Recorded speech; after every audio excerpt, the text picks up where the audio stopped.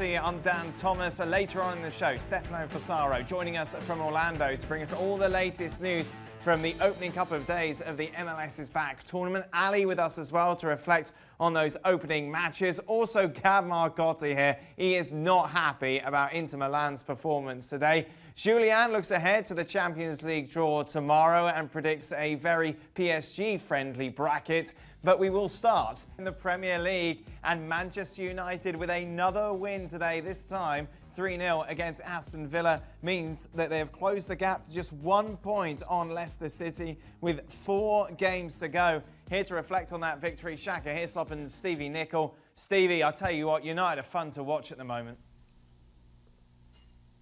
Oh, going forward, it's everything you want to see. It's movement, it's pace, it's directness.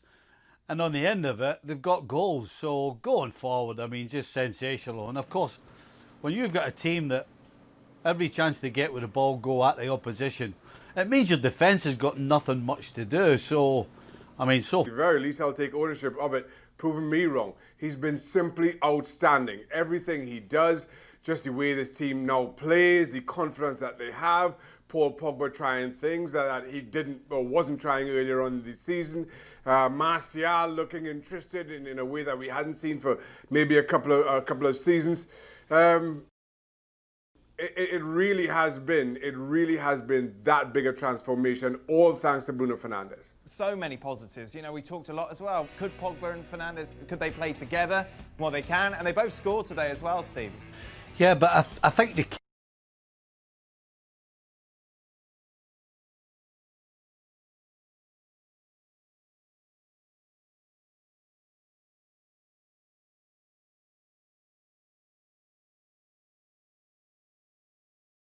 key is that, for me anyway, the key is that, you know, Fernandes had shown before Pogba came back that he could carry and lift this team.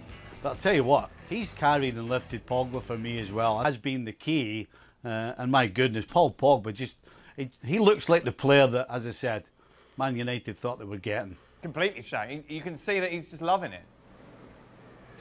He is, and we said this before the break. Paul Pogba makes a good team better, but he doesn't make a mediocre team any good, and I think that's what you're seeing. You hoped for the transformation, Manchester United's transformation under Paul Pogba, that you're now seeing under Bruno Fernandes. Pogba couldn't do that.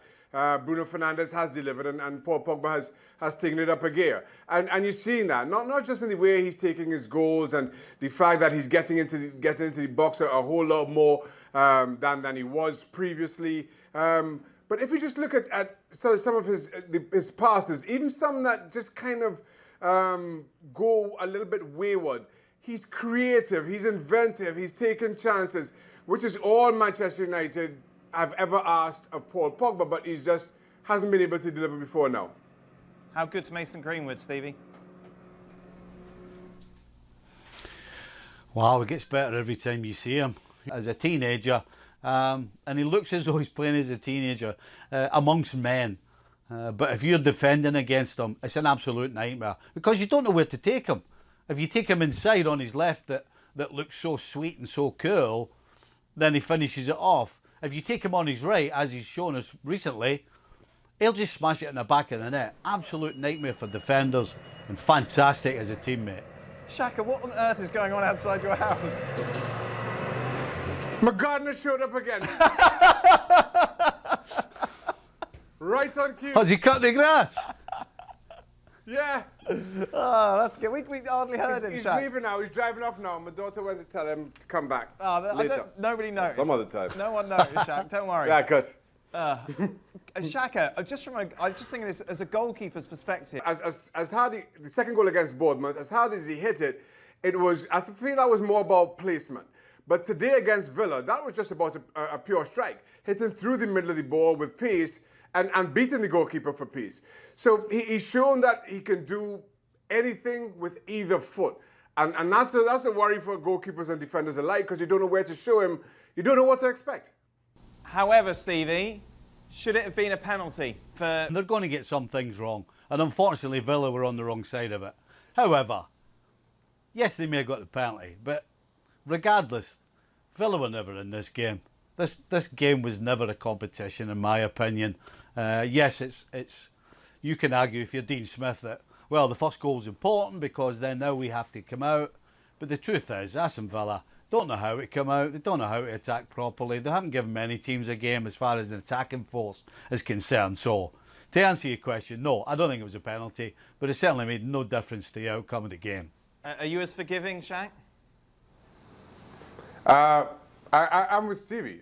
It was not a penalty, but at the same time, I don't think it changed the result really. I think Manchester United were comfortable, and even despite the bad call, I don't think anybody truly argues that the better team got all 3 points. Meanwhile, earlier in the day, we saw Bournemouth play out a 0-0 draw against Spurs.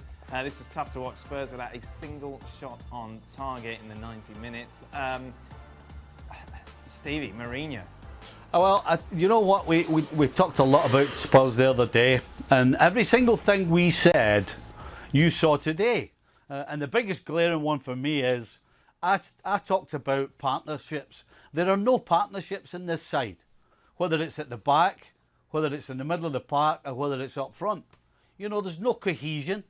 Nobody's playing little 1-2s. Nobody's making little runs off anybody. Nobody's doing any third man running. It's all individual stuff, and they're kind of just getting through it.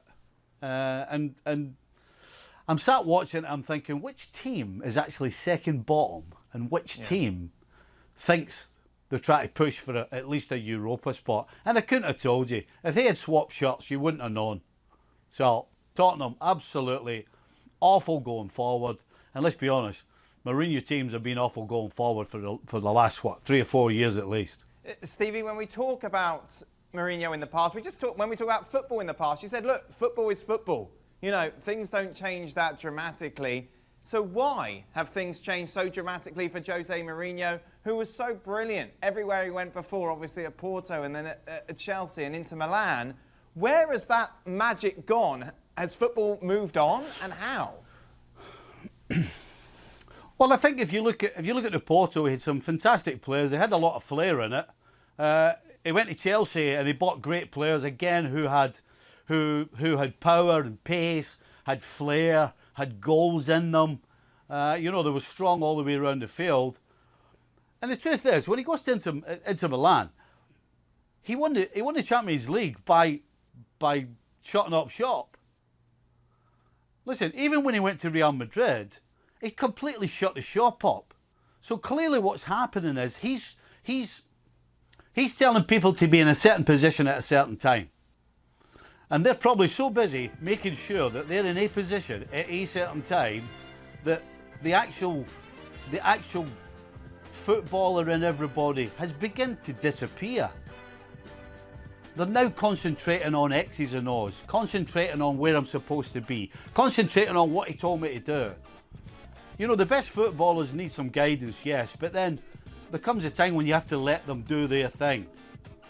And it just seems as though none of the Tottenham players are doing their thing because they must be bogged down in meetings and videos and all kinds of things, you know. Sometimes you just got to open the gate and let the horse run. But right now, that gate is well closed and everybody they just look unsure of what they're doing. And you know, nobody plays any sort of pass in this Tottenham side without looking first. You know, a thinking footballer sometimes is not the best footballer. If you take so long to get the ball, have a look up, decide to play it, then it's gone. It's too late. You know, players that just play naturally, play with some flair, get a partnership going with somebody. There's none of that at Tottenham. And that can only be down to the coach. We said it about Van Gaal. I think we should say the same about Mourinho. He's strangling them. Shaka, if I was a Spurs fan, I would be so down right now, so pessimistic and short of any hope of how this is going to turn around. Absolutely, Dan. Let's put things in perspective here. Spurs did not have a shot on target against a Bournemouth team that conceded 5 from Manchester United. That's where you are right now. And Steve's right about everything about Spurs and about Jose Mourinho over the years. I just feel that at this point, the game has gone by him. Gone are the days where you can just park a bus and counterattack. And the other thing that struck me with this is coming out of the quarantine, we thought Spurs, of all the top contenders, were the team that would benefit most from the break, because Harry Kane was supposedly out till the end or very close to the end of the season. Heung-min Son was supposedly out till the end or very near to the end of the season. Then all of a sudden we have the lockdown, and they come back, and given how important they are, you felt that Spurs now had it in them more than anybody else to make a serious push to the top 4. But you look at the way this team played today. Again, I mentioned Bournemouth and their own struggles, but you can't. You don't have the pace to counterattack. You have Son and Moura on the bench, but it's Bournemouth. Why do you have to rely on parking a bus and counterattacking? Then you make the change with Son coming at halftime, Moura a little bit later, and still nothing. And then in the post-game press conference, Jose Mourinho is talking about somebody upstairs, somebody with power doesn't like to be upset. I mean, come on, stop giving us nonsense excuses. Nobody's buying it anymore, in particular the Spurs players and the Spurs fans. Those comments after the game. Every time they get a bad result or a bad performance, he just looks to blame something or anybody or something. I mean, it's just nonsense. That's one thing went wrong in the game that maybe could have gone their way. But there's another 89 minutes, and when you don't get a shot on goal, don't you be pointing the finger at anybody other than yourself. A 2-2 draw against Hellas Verona. It looked like they were going to hold on for the win, but a late equaliser from Veloso meant that the spoils were shared. Gab and Ali with me. Gab, what's going on? Again, it's an absolutely turgid performance in the first half, where, especially in midfield, where freaking Amrabat looks like a combination of Rijkaard, Lothar Matthäus, and Godzilla. No, this is where they are. This is who they are. They're fourth, Ali.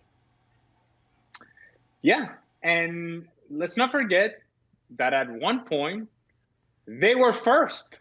Not only were they first, but they were first and looking great and dominating and feeling like, oh, this is for real. We have a race. We have a rival to Juventus. And then in key moments, this team has just found ways to kind of fade away. They faded in the title run. They faded late in matches. They faded in Champions League. They just kind of fade away late. And when you see that happening, you can point a finger in so many different directions, including Antonio Conte, because he is responsible for what goes on. They've done the opposite of that. It's just hanging on for the sake of hanging on. No real plan defensively, no real plan out of the midfield. And eventually, they just kind of give away opportunities here and there, find ways to lose points. And now they are themselves hanging on to fourth, where they should have been the team that really threatened Juventus. That's not the case anymore. Who's to blame, Gab? I mean, I think it gets the blame inevitably will get spread around. We praise Conte tactically. We praise him for his ability to get the intensity out there. But I think the issue with his team is, you can't play with that intensity for 90 minutes, especially when you have all these veteran players. So how do you manage those situations when, as Ali said, you take your foot off the gas a little bit? Winning teams know how to do that. They know how to get through those periods, and then they turn it on again. This Inter side has serious issues doing it. I also got a question, certainly tonight, why you got to wait until the very end of the game to start making your substitutions when you're getting physically manhandled up and down the pitch? And I think, in this specific game, I think that one's on Conte. Guys, thank you very much. A full programme of fixtures coming up over the next few days. Saturday, Lazio Sassuolo, Brescia against Roma, and then of course it's the big one, Juventus taking on Atalanta. Remember, if Atalanta win that, they close the gap on Juve to 6 points at the top of the table, and then 6 more games. 24 hours of the MLS is back tournament. Let's start though first by discussing the breaking news. Nashville are out. No real surprise. No real surprise. It was more just to kind of wait and see when this was going to happen. It was almost inevitable because of those 9 positive coronavirus tests. Now, I was told that the league did make the decision late last night to withdraw Nashville from the competition. But they waited until today to announce just because they wanted to realign the groups. As we know, now there's 4 teams in every group, and kind of get all of that information together, as well as the schedule changes that they had to make to accommodate this Nashville leaving the tournament. So that's why they waited so long, but this is where we're at. We got 24 teams left now in the MLS is Back tournament. Do you think this makes everyone feel a little more comfortable? It seems like it. I think that they've seen the cases with Nashville and with Dallas be contained to only those teams, and you're seeing now a little bit more comfort with moving forward with this tournament because they were able to contain those to only those 2 teams, and you're really seeing that energy and that excitement to just get back on the field now. You've already got 2 games in the books, and you're seeing the players just kind of just wanting to move forward past this and get on the field and be able to compete. Let's talk about last night, shall we? And it was a moment that pretty much eclipsed everyone. That they felt by being there. You saw some players even go down into tears, right? Because it was such an emotional moment. And it continued today in the Philadelphia NYCFC game. Philadelphia. In the game last night was the time it took for the medical staff to help Andres Reyes when he went down. I imagine this is something that MLS are addressing. Yeah, absolutely. And just by the game today, we already saw the stretcher a lot closer to the field. Bubble, if you will. He is now isolated and quarantined until they receive further testing to make sure that he is safe to rejoin his teammates and reintegrate here into the bubble. Meanwhile, of course, we saw the first ever game in MLS history to kick off so early, a 9 a.m. start. What was that like weather-wise? Yeah, I mean, at the beginning of the game, it was okay, not too bad, but yeah, by about the 30th minute, it was really hot, very humid. And I spoke to the goal scorer, Alejandro Bedoya of Philadelphia, and he told me that right after the game, he told me that when he was subbed off, he was done. He had nothing left to give, and that's just because of that humidity beating down on these players. It's definitely going to be a challenge. Also, waking up. They told me that they had to wake up at 5:45 in the morning, and at that time, they're not really sure what they're supposed to do to get ready for a game. What do we have for breakfast? What do we do? It's going to be a challenge for these players moving forward with these 9 a.m. kickoffs. Stefano, as always. Most you can say it's his quality in the sense that he finds himself in a key position, in a key moment, and he's able to finish the play, scores a game winner, goes on to celebrate, hey, Orlando City wins.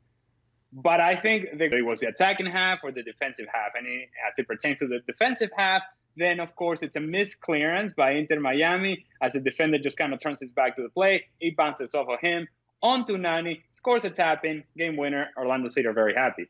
And then, of course, this morning, Bedoya's goal, the difference as Philadelphia. It's incredibly difficult, and it's going to affect the way that the game is played. That's in ideal circumstances. Well, let's not forget that we are not currently in ideal circumstances. We just mentioned these are players that haven't had significant matches in over 4 months or so. And so, therefore, the level of fitness is not going to be there.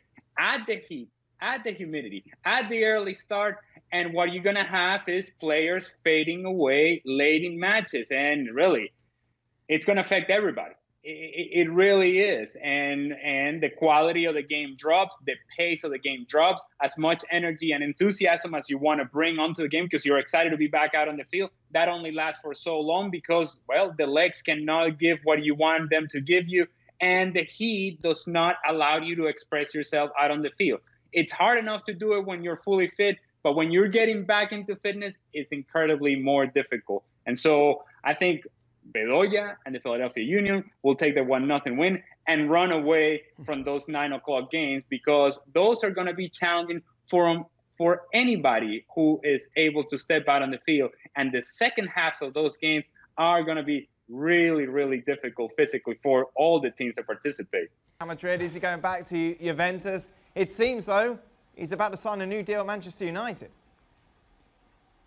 Yes, you're right, Dan. That's what we're hearing and what we've heard for a few days. Last week already, we wrote on the website that he was happy again and that suddenly he was quite keen on actually staying. I think he feels, like we explained on the pod as well with Gab this morning, that he feels this is the right place for him to be as well, that there's something really happening at the club in terms of how they're building this team, in terms of the momentum that the team is gathering as well. And then suddenly, it's a change. I mean, Gab made the point this morning that it's not like when Mourinho was in charge and he all looks a bit gloomy and there was no real direction to where the club was going and where the team was going. Now there's clearly a direction And I think Pogba very much feels part of that project. And when you see, obviously, his relationship with Bruno Fernandes, with the front three, with the name that are being linked with the club, I think he clearly knows and understands that this is maybe the best place for him to be right now. So he's still only 27. There's plenty of time for later on down the line, maybe go somewhere else. But I think right now he feels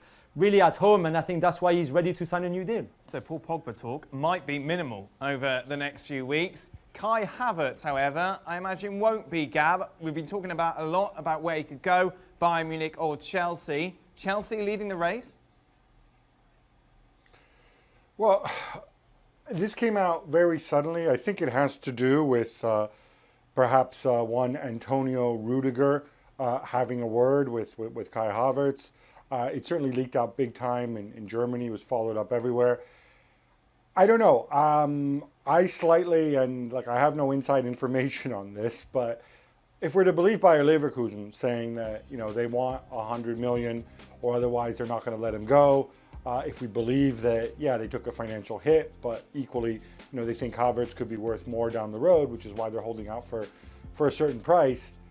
I don't quite know where Chelsea comes into this, apart from the fact that Antonio Rudiger is a lovely guy. Because the reality is, from a football perspective, Chelsea have already signed, of course, Hakim Ziyech and Timo Werner for next season.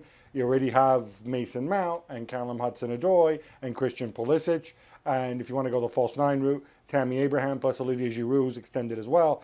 That is a lot of bodies there. And I don't see why it would necessarily be something Chelsea would move for, unless you think that, he's a generational player and you just get him and then worry about where he fits in later. So I don't know. I kind of get the sense that maybe the way this story came out perhaps is a bit of a prompt to other potential suitors. Guys, get your act together, come in with an offer, because otherwise, Chelsea might be in the driver's seat. I think it feels more along those lines right now.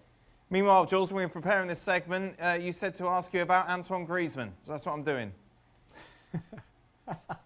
No, only because I've got news to give you. There was a meeting on Tuesday with Griezmann, Eric Abidal and the people at Barcelona, and Maud Griezmann, who is his sister and his agent, where I think the Griezmann family was reminded by the club that he was certainly not for sale. They didn't want to sell him or swap him for anyone else or anything else, that he would be at the club next season.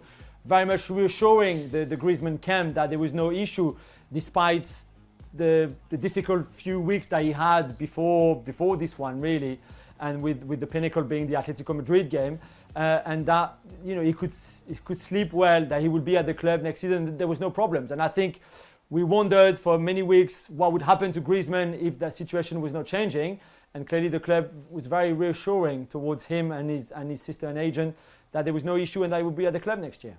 Right then, gentlemen, tomorrow is the Champions League draw. The whole bracket will be set. So, as we do before every draw, we get your dream scenario.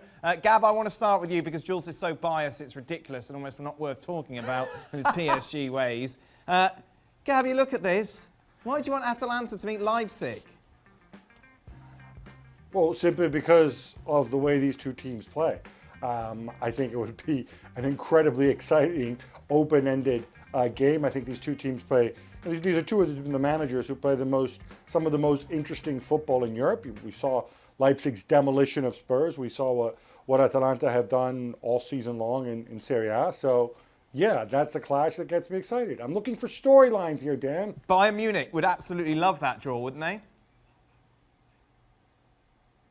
What, if Atalanta played Leipzig, why would they care?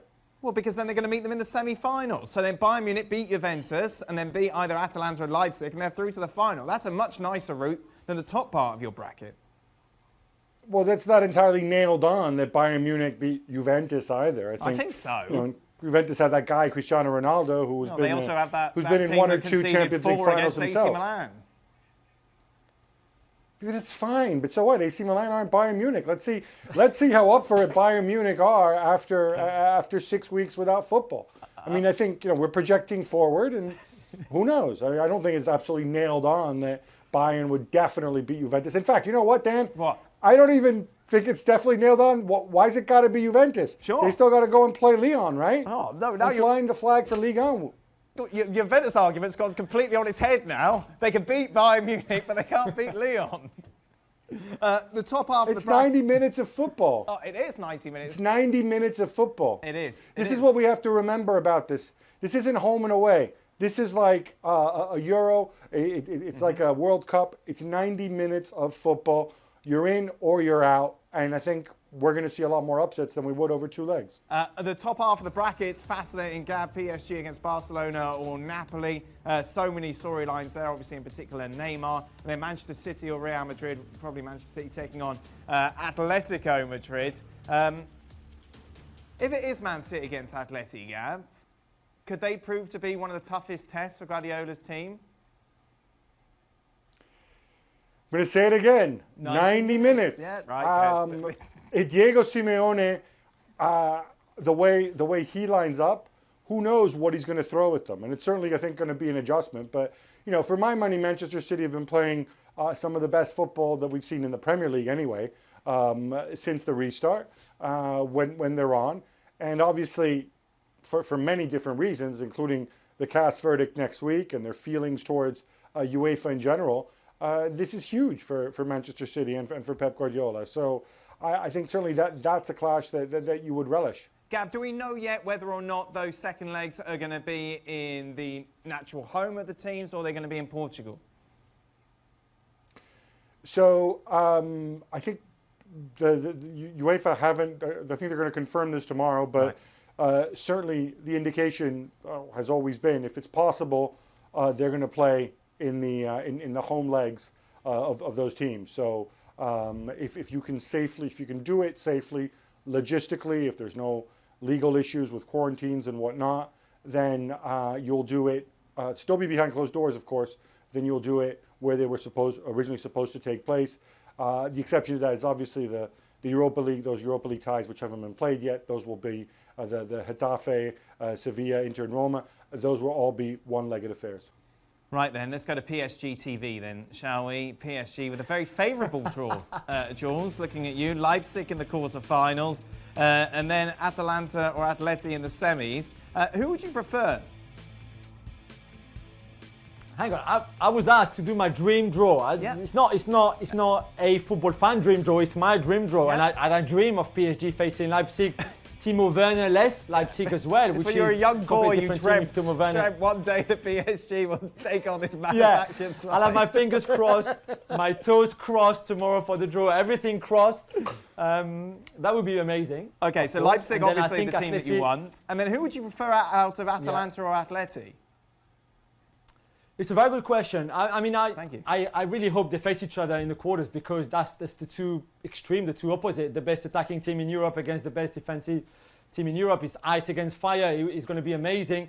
I do think over 90 minutes that Atletico can shut the game down and frustrate Atalanta and go and win that quarterfinals. And then they play PSG in the semi-final where they're too tired after running so much against Atalanta, and PSG just batters them to qualify for the final. Basically, that's the idea. Yeah, of course that's the idea. And then somehow, Lyon make it all the way through to the final? I almost tried, and then I thought, nah, I can't. That's not serious. That's not, I can't. So I've got Juve going through, and I want a Juve Barca quarterfinals. I want Cristiano against Messi. I want the rivalry to be back on, like in the good old days of Barca against Real Madrid. So that would make me, and I think a lot of people, very happy to see Cristiano against Messi again in the quarterfinal of the Champions League. Who would be the favourite going into that game? Barcelona, I'm sure, for the bookies, but for you, Jules, would it be that clear cut? It will have to be Juve. I mean, there's still a lot of games to be played between now and mid-August, of course. But I would think that Juve will still win the league. I don't think Barca will win the league. I wonder how much momentum Juve will gain from that, and it would be different for Barcelona. So I would slightly edge it for Juve. But again, over 90 minutes, I think it's almost a 50-50 in all those games, and anything can happen. But I would put slightly Juve favourite. I'll tell you what, it's going to be a lot of fun. August. You're going, aren't you, Gab? You're going to Lisbon. You're not, because you're not the senior reporter, Jules. Is that right? Yeah, that's pretty much it.